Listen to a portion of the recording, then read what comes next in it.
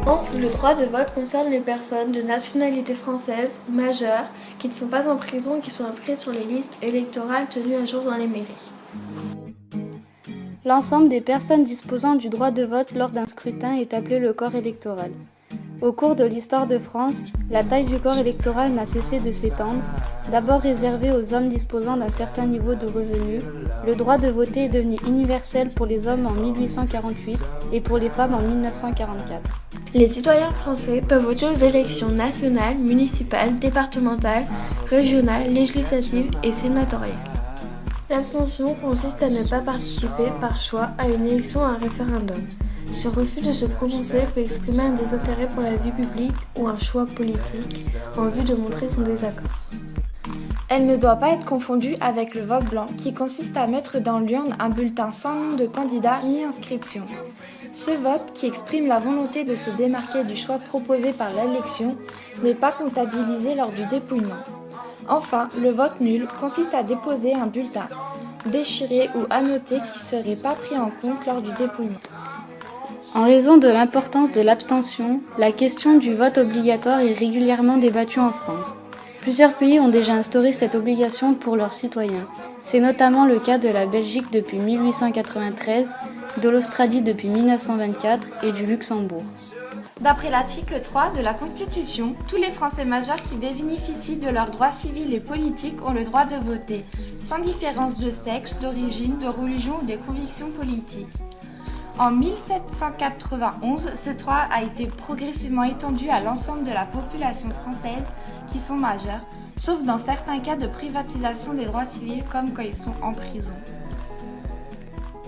Le droit de vote permet aux citoyens d'un État de voter pour exprimer leur volonté à l'occasion d'un scrutin. De nos jours, il pose un choix et permet soit d'élire des gouvernants à but représentatif, soit de répondre à une question posée par la gouvernance sous forme par exemple de plébiscite ou de référendum.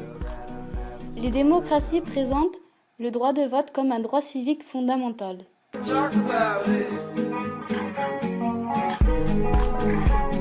Du 22 au 25 mai 2014, on va pouvoir élire les 751 députés européens qui représentent les 28 États membres de l'Union européenne au sein du Parlement européen. Ces députés étaient jusqu'à aujourd'hui au nombre de 766, mais suite au traité de Lisbonne, ils sont passés à 751.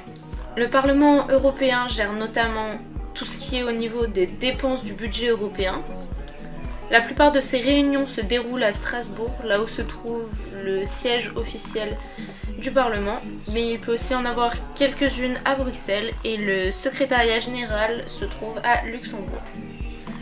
Donc ce rôle va être d'approuver le président de la Commission européenne et d'approuver tous ceux qui vont faire partie de cette dite commission. La représentation de chaque pays est proportionnelle à sa population, mais la proportionnalité est légèrement dégressive. Ce qui veut dire que plus la population du pays est grande, moins le nombre de députés par habitant est important. On peut dire que les députés européens sont, à titre comparatif, et bien sûr à l'échelle de l'Europe, comme des députés nationaux. Donc c'est-à-dire que leur mandat est de 5 ans. Par contre, ce mandat ne peut pas être cumulable avec celui de député national. Par contre, on peut être député européen et maire à côté, ça pose pas de problème.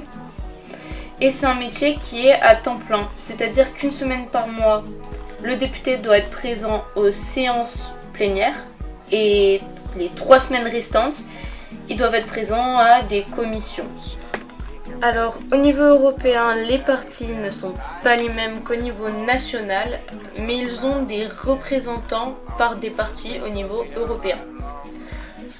Sachant que les 2 derniers partis sont eurosceptiques, c'est-à-dire qu'ils veulent se faire élire députés pour dire non à l'Europe.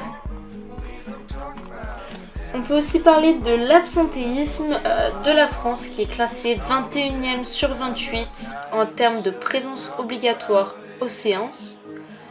On peut aussi noter que les députés européens français démissionnent par exemple 5 fois plus que les députés européens allemands. La France a donc une idée assez particulière de l'importance d'un eurodéputé. C'est pourquoi il est important de donner de l'importance à cette élection, justement, parce qu'elle est très importante et tout ce qui s'en découle est aussi très important. Aujourd'hui, c'est le Parlement européen qui décide beaucoup de choses qui vont nous concerner dans la vie de tous les jours et qui auront un gros impact.